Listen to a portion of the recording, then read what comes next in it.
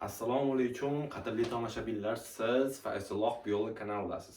Bugungi mavzuyimiz 5-sinfning 4-darsi hisoblanadi. Sizlar bilan bugun o'simliklar haqida gaplashamiz. Demak, boshladik. Xo'p, o'simliklar mavzusi birmuncha kattaroq mavzu hisoblanadi va o'simliklarning ikkinchi nomi flora deb ham ataladi. Ya'ni yo o'simliklar dunyosi yoki biz flora deb atasak ham baribir bo'laveradi ekan. Xo'p, o'simliklar uchun umumiy ma'lumot beradigan bo'lsak, ko'pchilik o'simliklar produsent hisoblanadi va produsent degan nima degani? Avvalo shu haqida gaplashib olsak, biz oldin 2 yoki 3-darsimizda sizlar bilan gaplashuvdik. Produsent, redutsent, konsument haqida. Produsent degan hosil qiluvchilar, ya'ni ozuqa zanjirining birinchisi, ya'ni birinchi o'simlikdan boshlanadi. Ya'ni o'simlik chigirtka yeydi, chigirtkani qush yeydi. Xullas shunaqa qilib zanjir birinchi bo'lib nimadan boshlanadi? O'simlikdan boshlanadi. Shuning uchun biz ularni produsentlar deb ataymiz. Endi bizda o'simliklarimizning sistematik birliklari bor. Ya'ni biz sistematika fanini 5-sinfda boshida gaplashgan edik. Sistematika fani bu guruhlarga bo'lib bo'lgan ish. Endi buni guruhlari shu yo'sinda ketadi. Ya'ni eng kichigi tur, turdan kattarog'i turkum, undan kattarog'i oila, undan kattarog'i sinf, undan keyin bo'lim va eng kattasi dunyo. Keling sizlar bilan Makka jo'xori o'simligi haqida gaplashamiz. Makka jo'xori turkum, Makka jo'xori bu tur. Ya'ni eng kichigi Makka jo'xori. Yana turkum bo'ladigan bo'lsa, bu jo'xori turkumiga kiradi. Endi jo'xori turkumiga biz biladiganimiz oq jo'xori bor, Makka jo'xori bor.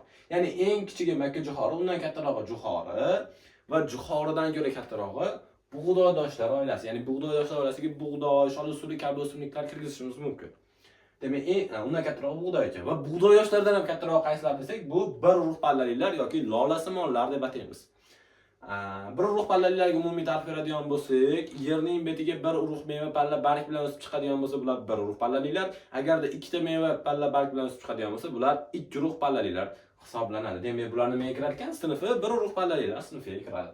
Hop, bo'limi bo'lsa, gulli o'simliklar yoki yopiq urug'liklarga kirgizamiz. Sababi bizda o'zi o'simliklarimizni ikkiga bo'lardik.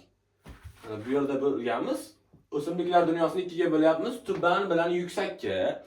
Tuban o'simliklarimiz bu suvodlar hisoblanadi. Yuksak o'simliklarni yana ikkiga bo'lamiz. Sporali va urug'li. Urug'likni ham yana ikkiga bo'lamiz. Ochiq urug'li, yopiq urug'li. Aynan bular yopiq urug'liklarga misol bo'ladi va yopiq urug'larning ikkinchi nomi nima desak, bu gulli o'simliklar. Ya'ni sabab nega? Chunki ochiq urug'liklar ham gullamaydi. Sporalilar ham, mana bu suvodlar ham gullamaydigan meva ham bermaydi. Shuning uchun ularni biz gulli o'simliklar deya olmaymiz. Endi gulli o'simliklar qaysi desak, faqatgina yopiq urug'liklar tushuniladi. Shuning uchun yopiq urug'liklar yoki ikkinchi nomi ekan gulli o'simliklar hisoblanadi. Endi dunyosi-chi? Dunyosi bu o'simliklarda. Ya'ni o'simliklar dunyosiga tuban ham, yuksak ham hamma o'simlik kiradi.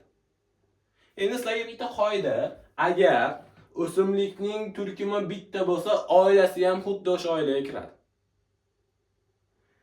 Yoki oila bitta bo'lib turib, turkumi har xil bo'lishi mumkin degan qonun qoidalar bor. Ya'ni bu yoqqa qarab kichrayib ketadimi? Kichraygan sari boshqacha bo'lishi mumkin. Ya'ni bo'linib ketishi mumkin. Lekin turkum bitta bo'lsa, bitta oilaga kiradi. Bitta tur bo'lsa, bitta turkumga kiradi. Bitta oila bo'lsa, bitta sinfga kiradi. Xullas, bular kichkina bo'lganligi uchun baribir shu yo'sinda ketaveradi. Tushunarli-a? Endi biz bu yerda nima qilyapmiz? Makka turi bilan jo'xori turkumni qo'shib aytyapmizmi? Chunki turkum nomi ekan, jo'xori ekan. Va shunday nomlash, ya'ni turi va turkumni qo'shib nomlash bu binar nomenklatura degani. Va buni kim fanga olib kirgan desak, bizni sistematika fanini o'rgangan olim Karl Linne fanga olib kirgan. Ya'ni binar nomenklatura shu deb atagan. Ham turda ham turkumni qo'shib ataganimiz uchun nima ekan u? Binar nomenklatura deb atalar ekan. Va kim fanga olib kirgan? Karl Linne. Shularni yodlashinglar kerak. Endi mana biz o'simliklar dunyosini ikkiga bo'lib olyapmiz. Qanaqa tuban bilan yuksak o'simliklarga. Tuban o'simliklar bular suvodlar hisoblanadi. Va biz bularni 3ga bo'lamiz. Tuban o'simliklarni. Qanday desa, o'zi birinchi ikkiga bo'lib olaylik, bir hujayrali bilan ko'p hujayralarga bo'lib olamiz va endi bularni rangiga ko'ra 3ga bo'lyapmiz.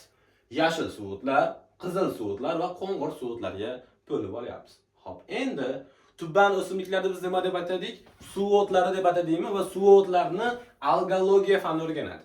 Qaysi fan esa algologiya. Botanikaning bitta yo'nalishi bu ham. Ya'ni biologiyaning bitta yo'nalishi. Demak, qaysi ekan? Algologiya. Yaxshi, davom etamiz. Aynan shu o'simliklarni, ya'ni tuban o'simliklarning yuksak o'simliklardan farqi nima deydigan bo'lsak, ularda plastidlar yo'q. Sizlar bilan gaplashgan edik, 3 xil plastida bo'ladi: leukoplast, xromoplast, xloroplast. Endi bularda nima ekan? Plastidlar yo'q. O'rnini mana bu xromatofor egallagan. Plastidlar o'rnini xromatofor egallab turib, o'sha rangni beradi. Tushunarli-a? Endi aynan shu o'simliklarni biz bilamizki, mana o'zimiz atrofimizda o'simliklarimizni poyasi bargi bo'ladi. Ya'ni biz ko'rayotganimiz yuksak o'simliklarda. Suvo'tlarni ko'rmaganmiz, kamdan-kam ko'ramiz. Xo'p, bularni poyasi va bargi bo'lmaydi. Ildizi ham bo'lmaydi. Nima bo'ladi bo'lmasam o'rniga desak, ularning o'rniga qattani yoki tallom bo'ladi. Qattani yoki tallom nima degani desak, qattani yoki tallomda ma'no shundan iboratki, poya va bargga bo'linmagan tana. Demak, poyaga ham bo'linmagan, bargga ham bo'linmagan. Demak, shundan kelib chiqib turibdi bizda. Suvo'tlarimizda barglari yo'q. Nimaga? Chunki ularda qattani yoki tallom turibdi. Xo'p, nima uchun poya demaymiz desak, yana poyani vazifalari bor-da o'zini. Ya'ni ildizdan olgan oziq moddalarni tepalariga polli taqsimlab berish, o'tkazib berish, ushlab turish degan vazifalari bor. Lekin mana bu qattani yoki tallomning unaqa vazifasi yo'q. Xuddiki bir de sharni yerga bog'lab qo'ysak va uni o'rtada ip turadimi, o'sha ip vazifasi narsa demak nima ekan? Qattani yoki tallom ekan, u faqatgina ushlab turadi xolos. Tutib turadi tepaga chiqib ketmasligi uchun. Endi rizoid nima desak, rizoid bu ildizga o'xshayman degan. Nimaga ildiz emas desak, sizlar bilan gaplashdik. Ildiz nima qilish kerak ekan? Yerdan oziq moddalarni suvlarni tepaga chiqarib berish kerak. Lekin rizoid unaqa emas. Faqatgina o'sha tuproqqa biriktirib tursa bo'ldi. Suvni tagiga biriktirib tursa bo'ldi. Vazifasi shu, hech narsa qilmaydi boshqa. Nega unaqa desak, bizda ma'lum o'simliklarimizni, ya'ni suvo'tlarimizni oziq modda kerak bo'lsa, xohlagan joydan olaveradi. Hamma hujayralar xohlagan joydan oladi. Farqi yo'q ularga. Nimaga? Chunki ular suvda. Bitta hujayra kelib qoldi, oladi o'ziga. Yana bitta hujayra keldi, oladi. Quruqlikda yashovchi bechoralarda unaqa qobiliyati yo'q. Faqatgina ildizdan oladi, pastdan tepaga qilib o'ziga olish kerak. Hech qachon mana qilib yonidan ola olmaydi. Lekin bu yerdagi suvo'tlar bo'ladigan bo'lsa, suvda bo'lganligi uchun xohlagan joydan bunday ushab oladi. Har bir hujayra. Shuning uchun bularga ildiz shart emas, poya shart emas. Ya'ni oziq moddalarni o'tkazib berish shart emas. Hamma nima o'ziga kerak bo'lsa o'ziga oladi. Demak, tushunarli-a? Endi sizlar bilan yashil suvo'tlar haqida gaplashamiz. Yashil suvo'tlar xlorella va xlamidomonani alohida yozib qo'yganman. Bular ko'k yashil suvo'tlarga kiradi va bular bir hujayrali. Bitta hujayrasi bor xolos. Endi mana bu Ulotrix, Spiragira, Hara, Ulva, Cladofora haqida gaplashadigan bo'lsak, bular ko'p hujayrali yashil suvo'tlar hisoblanadi. Xlorella bilan xlamidomonlarni 5-sinf darsligida faqat jinsiz ko'paydi deb qo'ygan, lekin 7-sinf darsligi bilan jinsiy va jinsiz ko'paydi deb qo'ygan. Biz o'sha ikkalasini ham olaylik, demak jinsiy ham jinsiz ham ko'payar ekan. Jinsiy ko'payganda izogameta, jinsiz ko'payganda zoospor hosil qiladi. Shuni bilib olishimiz kerak.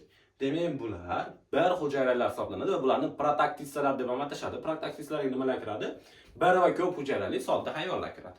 Sodda o'simliklar o'sha. Tuban hayvonlar, tuban organizmlar desak ham bo'ladi. Endi mana bu Ulotrix ham, endi sizlar bilan bir ta'rif berib ketamiz. Ulotrixning xromatofori belbog' shaklida. Ya'ni xromatofor haqida gaplashdik, plastidasi bo'lmaydi, xromatofora bo'ladi dedik. Aynan shu xromatofor belbog' shaklida joylashgan bo'ladi. Va buning vazifasi bunda rizoid bo'ladi. Rizoid nima degani edi? O'sha ildizga o'xshayman degani edi. Ya'ni past bilan biriktirib turish qobiliyati bor edi va qattani yoki tallom bo'ladi va ko'p hujayrali xullas. Xo'p, asosiy narsalarni bilib oldik va bular ham jinsiy va jinsiz ko'payadi. Bu haqida masala ham bor. Aynan o'sha bizni YouTube kanalimizga kirsanglar, ya'ni Fayzulloh Biolog kanaliga mana bu yerda yozib qo'yganman. Shu kanalga kirsanglar, Ulotrixning jinsiy va jinsiz ko'payishi haqida savollar bor. Hamda video darsligi bor. O'shani ko'rib, yaxshiroq o'rganib olsanglar bo'laveradi. Sabab shu haqida masalalar ham bor. Milliy sertifikatga ham tushadi albatta. Endi Hara, Ulva, Cladofora ham xuddi shuni singari. Endi Spiragira haqida gaplashadigan bo'lsak, Spiragira bu rizoidsiz suvo't. Ya'ni rizoid vazifasi nima edi? Tuproqqa biriktirib turish kerakmi? Spiragira tuproqqa birikib turmaydi. Spiragiraning xromatofori spiral simon aylana bo'lib joylashgan hisoblanadi, lekin bular baqatonlarni hosil qiladi. Ya'ni suvda betida to'planib qoladigan qism shu hisoblanadi. Endi buni ko'payishi qanaqa desak, buni ko'payish jinsiz. Sabab nega? Baqaton tepasida to'planib qoladimi? Rizoid yo'qmi? To'planib qolgan holatda balalarning harakat tufayli ikkiga bo'linib ketaveradi. Binar bo'linish bo'lib ko'payib ketaveradi yoki suv to'lqinlari tufayli. Yo misol uchun menga o'xshagan qitmir odam bo'lsa, haligini olib turib cho'paylarda bo'lib olishi mumkin. Demak, ularning ko'payishi qanaqa? Binar bo'linish hisobiga ko'payib ketadi. Rizoidi yo'q. O'sha xromatoforda spiralsimon shaklda. Demak, menimcha yashil o'simliklarni ham tushundinglar. Mana bu ikkalasi demak ko'k yashil ekan.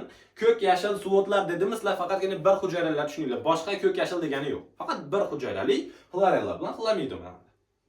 Endi shu bir hujayrali suvo'tlarning yana bitta nomi bor. Nima deb ataymiz desak, siyanobakteriyalar deb ataydigan bo'lsa, ular nima ekan demak, xlorella bilan xlamido ma'nolarini nazarda tutish ekan bo'lar ekan. Endi sizlar bilan nima yerda qo'ng'ir suvo'tlar haqida gaplashadigan bo'lsak, laminaria hamda fucus. Laminaria o'sha dengizda uchraydigan vakil hisoblanadi. Fucus ham dengizda uchraydi. Bular dengiz suvo'tlari.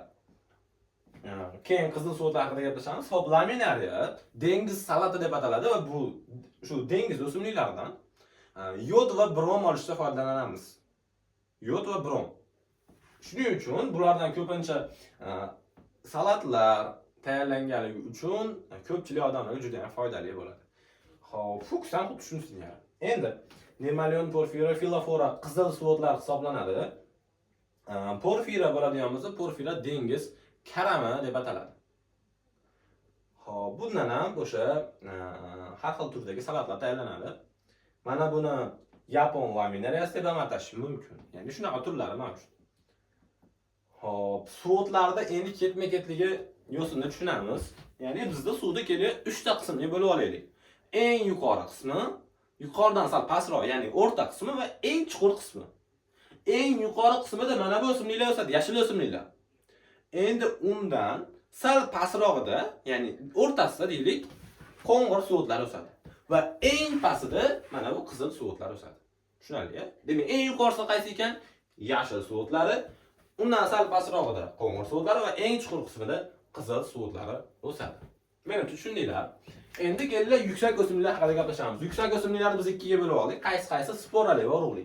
Sporalilarga yo'sin toifa, qirqbo'g'im toifa, qirqquloq toifa, planlar va lishayniklar kiradi. Xo'p, bular nima uchun sporali desak, bularning ko'payishi sporalar orqali amalga oshadi. Ya'ni biz o'sha rivojlanyapmiz tepaga qarab. Mana bu suvo'tlarimiz eng tuban vakillar edi. Undan sal yuksakroq nima ekan? Yo'sinlar. Undan keyin qirqbo'g'im, qirqquloq, planlar bo'lib ketadi. Va undan hamcha o'zgarib sal rivojlangani qaysilar? Urug'li o'simliklar hisoblanadi. Hozir bir chekkadan gaplashamiz bular haqida. Xo'p, yo'sinlar, mana bu chekkada ham gaplashganmiz. Mana yo'sinlar alohida yozib chiqqanman, alohida gaplashamiz buni ham. Xo'p, yo'sinlar bu tubanlarning eng yuksagi, yuksaklarning eng tubani deb ataladi. Nima uchun deydigan bo'lsak, biz yuksak o'simliklarga xos xususiyatlar bor. Qanaqa xususiyatlar desak, o'sha ko'payish organlarining yaxshi rivojlanganligi hamda rizoidni o'rniga poyaga, rizoidni o'rniga ildizga aylanganligi va ularni mana bu qattan yoki tanlov o'rniga poyaga aylanganligi, barglarning hosili bo'lganligi, shular kabi narsalarni biz yuksak o'simliklar uchun xos deb ataymiz. Ko'payish organlarini ham yuksak o'simliklar uchun xos deb ataymiz. Endi yo'sinlarda shu 50 yillik bo'lib qolgan, lekin ko'proq bularning ko'payish organlari bor hozir. U haqida ham gaplashamiz. Spermatozoidlar bor, ular ikki xilli bo'lganligi uchun, ya'ni u ko'proq yuksaklik qobiliyatini bergan. Shuning uchun biz yo'sinlarni ham yuksak o'simliklar olganmiz. Shuning uchun hali deyarli oshash qismlari, ya'ni tuban o'simliklari bilan bor bo'lganligi uchun ham tubanlarning eng yuksagi, yuksaklarning eng tubani deb ham ataymiz. Kelishdik. Endi qirqbo'g'imlarda ham o'sha poya baraka bo'lingan. Demak, bularda ildiz va poya rivojlangan bo'ladi. Mana ularda bo'lsa ildiz ko'pchilik vakillarda bo'lmaydi, rizoid bo'ladi, lekin poyasi bor. Xo'p, endi qirqbo'g'imlar haqida to'liq gaplashmadik. Qirqbo'g'imlarda o'sha poyasi bo'g'imlarga bo'linganligi uchun qirqbo'g'im deb ataladi. Ya'ni ko'p bo'g'imdan iborat degan ma'noda. Qirqquloqlar ham shunaqa o'simliklar hisoblanadi. Buni uylarimizda ham ko'rishimiz mumkin. Qirqquloqlar barglari quloqqa o'xshash juda ham ko'p bo'lganligi uchun qirqquloqlar deb ataymiz. Planlar ham o'sha soyasevar o'simliklar hisoblanadi va bular ham ko'proq o'sha suvli joylarda, sengdan joylarda o'sadi. Endi urug'li o'simliklar haqida gaplashadigan bo'lsak, biz qarag'ay toifa yoki magnoliya toifa deb bo'lamiz. Ya'ni biz bilardikki, ochiq urug'li, yopiq urug'li. Qarag'ay toifa bu ochiq urug'liga kiradi. Magnoliya toifa bo'lsa, ya'ni gulli o'simlik degan ma'noda keladi. Ya'ni bu degani yopiq urug'li o'simliklar hisoblanadi. Biz shu ikkalasini yaxshilab bilib olishimiz kerak. Kelinglar endi biz mana bu sporalilar haqida gaplashamiz. Ya'ni birinchi bo'lib biz bilishimiz kerak bo'lgan vakili bu yo'sinlar. O'zi bu mavzu juda ham katta mavzu. Bu 4-darsimizga sig'maydi to'g'ri. Shuning uchun yo'sinlar haqida biz zo'r tushunib olaylik. Keyin qolganini davom ettiramiz. Yuksak yo'sinlar qo'shaveramiz. Kelishdik, demak, davom etdik. Xo'p, yo'sinlarning 20 ming turi mavjud hozirgi kunda. Aynan biz yo'sinlarni mana bu funariya yo'sini misolida o'rganamiz. Endi biz shu yo'sinlarni ikkita qismga bo'lib oldik tanasini. Qaysi qism desak, sporofit qism bilan gametofit qism. Xo'p, nima uchun bo'lyapmiz? Biz bularni gaplashdikki, tubanlarning eng yuksagi, yuksaklarning eng tubani deb gaplashdik. Ya'ni o'sha soddalarning eng rivojlanganlarning eng soddasi degan gap bilan gaplashdik.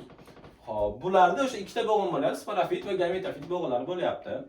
Endi sizlar bilan birinchi gametofit haqida gaplashadigan bo'lsak, gametofit qanaqa qismlardan iborat deydigan bo'lsak, poya, barg, rizoid hamda mana anterior va arxigoniy degan qismlardan iborat.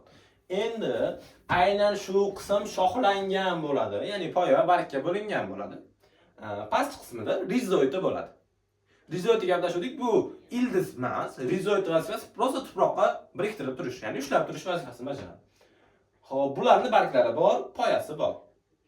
Xuddi shularni nima hosil qilar ekan? Gametofit hosil qiladi va aynan shu poyasining eng uch qismida anterior va arxigoniylar joylashgan. Anterior bilan arxigonik nima deydigan bo'lsak, anterior bu erkaklik jinsiy hujayralari, arxigoniy bu urg'ochilik jinsiy hujayralari hisoblanadi. Endi hop, bularni rizoid haqida tushunib oldik, prosta biriktirib turar ekan, xolos. Barg haqida gaplashadigan bo'lsak, barglari ketma-ket joylashgan bo'ladi va bular avtotrof hisoblanadi. Endi poyasi haqida gaplashadigan bo'lsak, poyasi ham o'sha o'zida avtotroflik xususiyatini namoyon qiladi va bu dominant bo'g'in hisoblanadi. Endi poya va barg egaligini tushundik. Demak, poyasi bor, bargi bor. Rizoid bor. Ildiz emas, rizoidi bor. Birinchi nima bo'ladi? Rizoid biriktirib turadi va shu qismdan bizda poya va barg o'sib chiqadi va bu qaysi bo'g'in? Gametofit bo'g'in hisoblanadi. Endi mana bu joyda yomg'ir yog'ish hisobiga shu suv qoplab turgandan keyin yuqori qismini mana bu spermatozoidlar kelib chiqadi anteriordan. Spermatozoidlar kelib chiqadi, ular ikki xivchinli bo'ladi. Demak, ikkita xivchini bor. Suv yordamida suzib o'tib turib mana bu arxigoniyaga qo'shiladi. Demak, anteriordan chiqqan spermatozoidlar suv yordamida suzib o'tib turib arxigoniyaga qo'shiladi, ya'ni tuxum hujayraga. Bitta arxigoniyada bitta tuxum hujayra bo'ladi. O'sha joyni urug'lantiradi va o'sha joyda nima etiladi? Zigot etiladi. Endi zigota keyinchalik nima bo'ladi desak, zigotadan keyinchalik sporofit bo'g'in rivojlanadi. Hozir bu gametofit va sporofit bo'g'in haqida yana alohida gaplashamiz. Hop, sporofit bo'g'in rivojlanadi va sporofit bo'g'in 3 ta qismdan iborat, asosiylari biz bilib olishimiz kerak. Ikkitani bilib olaylik, uchinchisini ham aytib o'taman. Hop, birinchisi sporangiy band. Mana u qism, mana u bandi sporangiy banddan iborat bo'ladi va yuqori qismida mana sporangiy bo'ladi.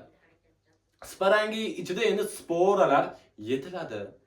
Mana bizning yo'sinlarimiz va bu nima deb atalar ekan? Sporofit deb ataladi. Xo'p, sporofit haqida gaplashadigan bo'lsak, bu heterotrof usulda hosillanadi, ya'ni heterotrof va resessiv bo'g'in hisoblanadi. Ya'ni bizda ikkita bo'g'in bor. Dominant bo'g'in, resessiv bo'g'in. Dominant bo'g'in bu eng kuchlisi, resessiv bo'lsa, sal undan ko'ra kuchsizroq. Ya'ni xuddiki siz dadez bilan o'zingiz tasavvur qiling. Ya'ni siz dadezni oldida, dadezni aytganiga kirasizmi? Demak, siz resessiv bo'g'insiz. Dadez u yerda nima qanaqa bo'g'in? Dominant bo'g'in. Bu yerda ham asosiy bo'g'in qaysi? Demak, dominant bo'g'in bo'ladi. Demak, bu gametofit. Xo'p, endi sporofit jinsiz ko'payadi, ya'ni ko'payishi demak jinsiz amalga oshar ekan. Xo'p, endi zigotadan rivojlanadi. Hozir gaplashdik. Mana anterior bilan arxigoniy bir-biriga qo'shilish natijasida zigot etiladi va o'sha zigotadan nima etiladi? Sporofit yetiladi. Demak, menimcha sporofitga tushundinglar. Shuni yodlab olishinglar kerak, baribir yodlash kerak. Endi gametofit haqida. Gametofit avtotrof hisoblanadi va dominant bo'g'in. Endi bu bir uyli ikki jinsli hisoblanadi. Qanaqa bo'ladi desak, bitta o'sha tubda joylashgan bo'lsa, demak u bir uyli, bitta uyi bor degan ma'noda keladi. Endi unda o'sha qismda ikki jins bo'ladigan bo'lsa, ya'ni erkaklik va urg'ochilik jinsi bo'ladigan bo'lsa, bu ikki jinsli deb ataladi. Menimcha bunga tushundinglar. Demak, bittasi joylashgan bo'lar ekan, bitta tubda joylashgan bo'lar ekan. Xo'p. Davom etamiz. Poya va bargga ega. Bu poya va bargga ega bo'lyapti, lekin bu poya va bargi yo'q. Demak, sporofitda nima yo'q? Poya va bargi yo'q. Gametofitda nima bor?